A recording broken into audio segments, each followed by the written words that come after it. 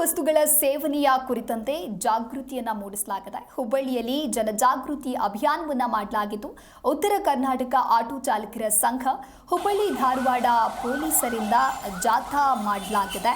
ನಗರದ ಪ್ರಮುಖ ಬೀದಿಗಳಲ್ಲಿ ಸಂಚಾರವನ್ನ ಮಾಡಲಾಗಿರುವಂಥದ್ದು. ಆಟೋ ಚಾಲಕರ ಸಂಘದ ವತಿಯಿಂದ ಆಟೋ ಸಂಚಾರವನ್ನು ಕೂಡ ಮಾಡಲಾಗಿದೆ. ಮಾದಕ ವಸ್ತುಗಳನ್ನು ಬಳಕೆ ಮಾಡದಂತೆ ಜಾಥಾ ಮೂಲಕ ಘೋಷಣೆಯನ್ನು ಕೂಡ ಮೊಳಗಿಸಿದ್ದಾರೆ. ಗದಗ ರಸ್ತೆಯಲ್ಲಿ ರೈಲ್ವೆ ಬ್ರಿಡ್ಜ್ ಬಳಿಯಿಂದ ಈ ಜಾಥಾ ಆರಂಭ ಆಗಿದೆ.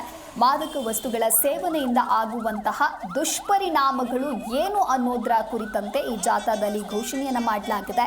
ಹುಬ್ಬಳ್ಳಿ ಧಾರವಾಡ ಪೊಲೀಸ್ ಅಧಿಕಾರಿಗಳು, ಉತ್ತರ ಕರ್ನಾಟಕ ಆಟೋ ಚಾಲಕ ಸಂಘದ ಅಧ್ಯಕ್ಷರು, ಪದಾಧಿಕಾರಿಗಳು ನೇತೃತ್ವದಲ್ಲಿ ನಡೆದಿರುವಂತಹ ಜಾಥಾ ಇದು.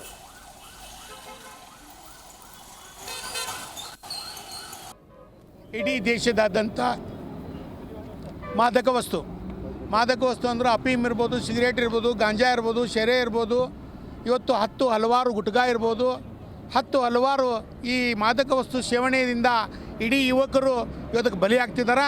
ಹಾಗಾಗಿ ಇವತ್ತಿನ ದಿನ ಏನು ಎನ್ ಶಶಿಕುಮಾರ್ ಸಾಹೇಬರು ನೇತೃತ್ವದಲ್ಲಿ ಹುಬ್ಬಳ್ಳಿ ಧಾರವಾಡ ಮಹಾನಗರ ಪೊಲೀಸ್ ಆಯುಕ್ತರು ಎನ್ ಶಶಿಕುಮಾರ್ ಸಾಹೇಬರ ನೇತೃತ್ವದಲ್ಲಿ ಇವತ್ತು ಉತ್ತರ ಕರ್ನಾಟಕ ಆಟೋ ರಿಕ್ಷಾ ಚಾಲಕರ ಸಂಘ, ಹುಬ್ಬಳ್ಳಿ ಆಟೋ ಮಾಲಕರ ಚಾಲಕರ ಸಂಘದಿಂದ ನಮ್ಮ ರೈಲ್ವೆ ಸ್ಟೇಷನ್ನಿಂದ ಇವತ್ತು ನೂರಾರು ಸಂಖ್ಯೆಯಲ್ಲಿ ಇವತ್ತು ನಮ್ಮ ಆಟೋ ರೈಲಿ ಮುಖಾಂತರ ಜನಜಾಗೃತಿ ಮೂಡಿಸಿದ್ದೇವೆ. ಇವತ್ತು ಟೌನ್ ಪೊಲೀಸ್ ಸ್ಟೇಷನ್ ಇನ್ಸ್ಪೆಕ್ಟರ್ ಸಾಹೇಬರು, ವಿನೋದ್ ಸಾಹೇಬರು ಮತ್ತು ಪೊಲೀಸ್ ಸಿಬ್ಬಂದಿಯ ಒಂದು ಸಮ್ಮುಖದಲ್ಲಿ ಎಲ್ಲ ಆಟೋ ರಿಕ್ಷಾ ಚಾಲಕರಿಗೆ ಮಾದಕ ವಸ್ತುಗಳ ಸೇವನೆಯ ಕುರಿತಂತೆ ಜಾಗೃತಿ ಜಾಥಾ ಮಾಡಲಾಗಿದೆ. ಗದಗ ಜಿಲ್ಲಾ ಪೊಲೀಸರಿಂದ ಬೃಹತ್ ಜಾಥಾವನ್ನು ನಡೆಸಲಾಗಿರುವಂಥದ್ದು.